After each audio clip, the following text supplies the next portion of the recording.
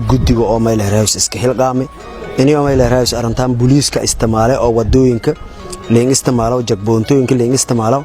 oo ku armo amniga qeyb ku meel raas anoo horta ciidanka maasantiin qaabkiisa in iska hilqaantay in aawidan booliiska qaabka shaqada ku aawidan ciidanka maasantiin tan waleelana meel raas siin kulireen maadaama uu shaqeeyana bulshada Soomaaliyeed galaan bulshada Baydhabo anka shaqeeyna fadana jagboontooyinka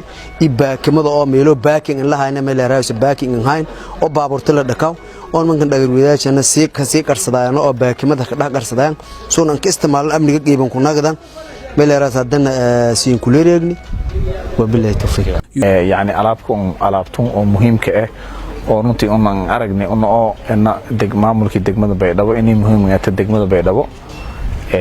runtii alaab oo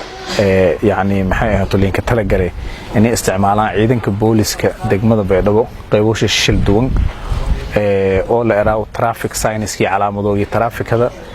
yaa way maxay ahayd geeka ka wareejiyahayna taliskii saldhiga degmada maxay ahayd Baydhabo yaa ka wareejiyahayna oo maamulka degmada Baydhabo alaabtun isku kaaladay guddiga kaaf oo kumida gudiyada ku dhisan xaafadooda degmada Baydhabo tumanka xaafad degmada Baydhabo ku dhisan iyo hay'ad la iraaw hay'adda human rights oo yan inta badan ku shaqeeyaysa yani social interaction iyo community